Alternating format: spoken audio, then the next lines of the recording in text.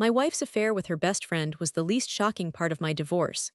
Hey Reddit, so I'm Ben, 35, and I just went through the most insane divorce. It all started out normal enough, I guess. Software engineer, married to Ella, high-powered marketing executive. She always made more money, had more friends, basically ran the show. I was just there. Looking back, I was basically a ghost in my own life. Her best friend Lisa was always around. Like seriously always, they were inseparable. Little did I know, should I even tell you guys what happened next. I don't even know where to begin. Okay, so here's where it all went to hell. Ella was in the shower and her phone was buzzing on the nightstand. Normally, I wouldn't even look, but something told me to check it. It was Lisa, just a string of heart emojis. Whatever, right? But then I saw the preview of the previous message. Can't wait to see you later, babe. Ben's such a clueless idiot. He actually thinks we're going to that stupid board game night. LOL. My stomach dropped. Board game night was with my friends. Why would they be ditching it? And babe, I felt this wave of nausea wash over me. I know I shouldn't have, but I opened the message thread. And that's when I saw it. Photos. Explicit photos of Ella and Lisa, my wife and her best friend. I scrolled up. Months of messages. Lovey-dovey crap, plans for secret getaways, and the worst part, the constant stream of insults directed at me. They called me pathetic, a loser, a boring stick in the mud. They joked about how easily they could manipulate me. They even made fun of the way I make coffee. Coffee, I felt like I was going to puke. My hands were shaking so badly I could barely hold the phone. It was like the world was tilting on its axis. All those times Ella dismissed my concerns, all those subtle digs, it all clicked into place. They were laughing at me, behind my back, for months, maybe even years. I wanted to scream, but I couldn't make a sound. I just stood there, frozen, staring at the phone like it was some kind of alien artifact. I felt like a complete and utter fool, so Ella gets out of the shower, completely oblivious. I'm still standing there, phone in hand, feeling like I'm about to pass out. I just showed her the phone, didn't say a word, just held it out like some kind of toxic waste. Her face went white, then red, then this weird, sickly gray. Ben, she started, her voice all shaky. This isn't what it looks like. Isn't what it looks like. There were literally pictures, I just stared at her. We were just experimenting, she stammered. It's a phase, it doesn't mean anything. A phase, experimenting, with my wife's best friend. It means you've been lying to me, I finally managed to choke out. My voice sounded like it belonged to someone else. It means you've been making a fool of me. And then, get this, she starts crying. Sobbing, actually. Like I was the one who did something wrong. Ben, please don't be angry, she wailed. You know I love you, this just happened. Love me, while simultaneously calling me a loser and a boring idiot behind my back, the audacity. Don't you dare tell me you love me, I yelled. I actually yelled, I never yell. You've been humiliating me for God knows how long. Then, Lisa walks in. Lisa. Like it's the most normal thing in the world. She sees the phone in my hand, sees Ella crying, and immediately jumps to conclusions. Ben, what are you doing? She shrieked. You're upsetting her, can't you see she's fragile right now? Fragile. SHES fragile. I wanted to laugh, I wanted to scream, I wanted to punch a wall. Fragile, I repeated, my voice dripping with sarcasm. You're worried about her being fragile after you two have been screwing around behind my back and calling me every name in the book. Lisa just glared at me. You're twisting things, Ben, this isn't how it is at all. That's when it hit me, the sheer, unadulterated toxicity of it all. They were both ganging up on me, trying to rewrite history, trying to make me feel like I was the crazy one. My chest felt tight. I couldn't breathe, I just turned and walked out. I needed air, I needed to get away from them, from the lies, from the betrayal, from the sheer insanity of it all. This wasn't normal. This wasn't just a marital spat. This was something else entirely, something dark and twisted. And I was right in the middle of it. A week later, and things have gone from bad to nuclear. I told Ella I wanted a divorce. I actually managed to say the words. It felt liberating, terrifying but liberating. You'd think that would be the worst of it, right? Wrong, so wrong. Ella's response. We need to talk about this rationally, Ben. A divorce is messy. Think of what people will say. Think of our families. Our families. As if I was the one who destroyed everything. As if I was the one having a secret affair with my wife's best friend. The audacity of this woman is astounding. Rational? I asked, my voice shaking. You think there's a rational explanation for sleeping with your best friend while we're married? She just sighed like I was being unreasonable. It's complicated, Ben, you wouldn't understand. Wouldn't understand. Oh, I understand perfectly. I understand that you're a lying, cheating, manipulative. I couldn't even finish the sentence. I just walked away, but it gets worse. Much, much worse. Ella's family got involved. Her mother called me crying, begging me to reconsider. Her father called me a disgrace and threatened to ruin me. Ruin me? For what? For having the audacity to want a divorce from his cheating daughter. Then came the public humiliation. Ella started posting these cryptic messages on social media about going through a difficult time and needing support. Her friends, all of whom were also my friends, started showering her with sympathy. Nobody reached out to me. Nobody asked my side of the story. It was like I was invisible, erased. My work is suffering. I can't concentrate. I can barely sleep. I feel like I'm walking around in a fog. Our apartment, feels like a prison. Every corner, every photograph, every shared memory is now tainted with betrayal. This morning, I got a text from Lisa. Lisa, she had the nerve to ask me how I was doing, how I was coping. I didn't respond. I just blocked her number. I'm starting to realize I can't let them win. I can't let them control the narrative. I can't let them make me the villain in their twisted little drama. I need to fight back. I need to tell my story. I need to expose them for who they really are. I don't know how yet, but I'm going to figure it out. This isn't over. Not by a long shot. So I finally broke down and told Mark everything. Mark's been my friend since we were kids, practically brothers. He's always been the level-headed one, the voice of reason. I hadn't talked to him much lately, thanks to Ella's constant friend gatherings, but I knew he'd listen. It was awkward at first. Stuttering, stammering, I felt like such a pathetic mess. It's Ella, I started, my voice cracking. She's been, dude, you okay? Mark interrupted, his brow furrowed with concern. You look like you've seen a ghost. I took a deep breath. She's been having an affair with Lisa. There was a beat of silence. Then Mark just stared at me, his jaw hanging open. Lisa, you're Lisa, Ella's best friend. I nodded miserably. Yeah, and that's not even the worst part. They've been making fun of me, calling me names, laughing at me behind my back, for months, maybe even years. Mark's face turned from shock to furious. They what? He slammed his fist on the table, making me jump. Those witches. Are you serious, Ben? They've been mocking you, after everything you do for Ella. And that's when it hit me. Mark wasn't just shocked, he was angry for me. Nobody had been angry for me.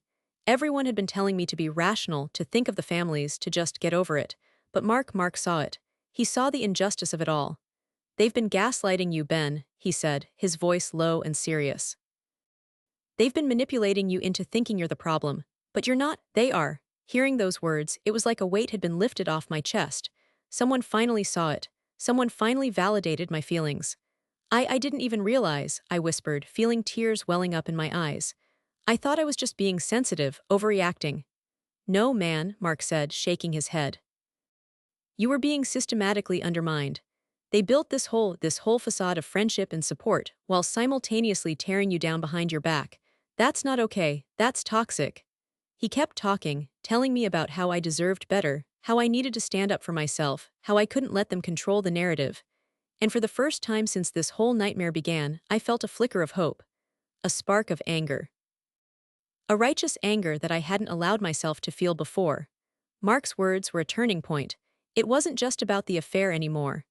It was about the years of subtle manipulation, the constant erosion of my self-worth, the insidious way they had twisted reality to make me feel like I was the crazy one. I finally saw it.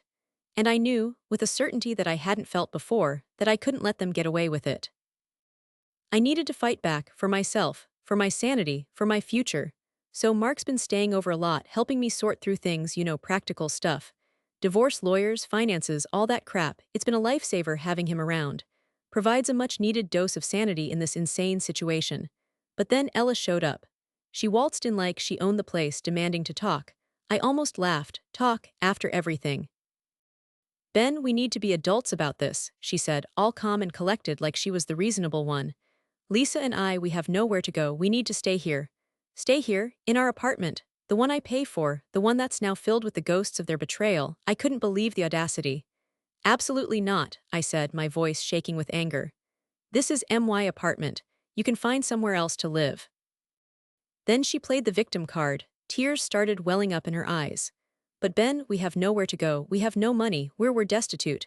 Destitute? Ella, the high-powered marketing executive, destitute. I almost choked on my own laughter. Don't give me that crap, Ella, I said, my voice rising. You make more money than I do, you'll figure it out. And then she dropped the bomb. The final, unforgivable insult. But what about Buster? She whimpered, her voice trembling. He needs me. He's my emotional support animal now. He can't be without me. Buster, my dog, the dog she never walked, never fed, never even acknowledged unless he was shedding on her precious white sofa. Now suddenly he's her emotional support animal. That's when something inside me snapped. It was like a switch flipped. All the hurt, the betrayal, the rage, it coalesced into this white-hot ball of fury. My hands clenched into fists. My chest felt tight, my vision narrowed. Get out, I roared. My voice echoed through the apartment, startling even Mark. Get out and take your fake emotional support with you. I'm done. I'm done. I pointed at the door, my finger trembling with rage. You are not taking one more thing from me. Not the apartment, not the dog, not my life. Get out, she flinched, actually flinched. For the first time I saw a flicker of fear in her eyes, the fear of someone who had finally pushed too far, who had finally woken the sleeping giant. She turned and walked out, Lisa trailing behind her like a whipped puppy. The door slammed shut behind them and the silence that followed was deafening. I stood there, chest heaving, heart pounding. I felt different, stronger, empowered, like I had finally taken back control. Mark put a hand on my shoulder. You did it, man, he said softly. You finally did it. And in that moment, I knew exactly what I needed to do next. I needed to expose them. I needed to tell everyone the truth. I needed to make sure that nobody else ever fell victim to their lies and manipulation. I needed to reclaim my story. And I wasn't going to stop until I did. This wasn't just about revenge anymore, it was about justice. It was about taking back my life, and it was about time. All right, Reddit, buckle up. This isn't some half-assed rant anymore. This is a full-blown takedown. After Ella's emotional support animal stunt, I knew I couldn't just walk away. I had to expose the truth. Not just for me, but for everyone who's ever been gaslighted, manipulated, and treated like a doormat. First, I needed hard evidence. Thank God I'd had the foresight to screenshot everything. Months of texts, photos, the whole sordid saga. Printed copies, backups on a flash drive, the works. Paranoia pays off, people. I even consulted a lawyer. Just a quick consultation, but enough to understand my rights and what I could legally do. He confirmed what Mark had said, I had a strong case, and I shouldn't be afraid to use it. Then the strategy. Ella's parents were hosting a big family dinner. Both families would be there, the perfect audience. I knew this was my chance. My one shot to drop the truth bomb and watch the fallout. It was risky, sure. Alienating family, social suicide. But honestly, after what they did to me, I didn't give a damn. Mark was my rock through all this. He helped me organize the evidence, practice what I was going to say, and most importantly, he reminded me of my worth. He kept saying, "You deserve better, Ben, don't let them win." Having that support, that unwavering belief in me, it was everything. Mentally, I was a wreck. Anxiety, sleepless nights, the whole 9 yards. But I also felt this resolve. A steel core of determination I didn't know I possessed. This wasn't just about revenge anymore. This was about reclaiming my self-respect. This was about justice. I visualized the confrontation over and over. Every possible scenario, every possible reaction. I knew Ella would try to manipulate the situation, play the victim. I knew Lisa would try to deny everything. But I was ready. I had my evidence. I had my story. And most importantly, I had the truth. The night before the dinner, I barely slept. I paced, I rehearsed, I checked and rechecked the evidence. I felt like a soldier preparing for battle. And in a way I was. This was war, a war for my life, my sanity, my future. And I was determined to win. Okay, Reddit, here's how it all went down. The air in that dining room was thick with forced pleasantries. Ella's parents beaming, oblivious. My parents, a little nervous, probably sensing something was off. Ella and Lisa, all smiles and fake concern, acting like nothing was wrong. It was sickening. I sat there, calmly eating, waiting for the right moment. My stomach churned, but outwardly I was a picture of composure. Let them think they had the upper hand. It would make the fall so much sweeter. After dessert, as everyone was settling into that post-meal lull, I cleared my throat. The room went quiet. All eyes on me, showtime. I have something I need to share with everyone, I said, my voice steady, even. Ella's smile faltered. Lisa shifted uncomfortably in her seat. Bingo. I pulled out the flash drive and plugged it into the TV. A slideshow of their texts and photos flashed across the screen. Explicit messages, lovey-dovey nicknames, cruel jokes at my expense. The room went dead silent. You could hear a pin drop. Ella's face went white as a sheet. Lisa looked like she'd seen a ghost. Her jaw literally dropped. My parents gasped. Ella's parents, well, their faces were a mixture of shock, horror, and pure, unadulterated rage. This, I said, my voice rising slightly, is what your daughter and her best friend have been doing behind my back for months. While I worked, while I supported this family, while I trusted them with my life. I turned to Ella, my voice dripping with ice. You made a fool out of me for years, laughing behind my back. I hope it was worth it. The dam broke. Ella's mother started sobbing. Her father, his face a mask of fury, stood up and pointed at Ella. Get out, he roared. Get out of my house, I am disgusted by you. Lisa, speechless, just stared at the screen, her eyes wide with panic. The power dynamic, the carefully constructed facade of their perfect little world, crumbled around them. My mom reached over and squeezed my hand. I could see the pride in her eyes, mixed with relief. I had finally spoken my truth.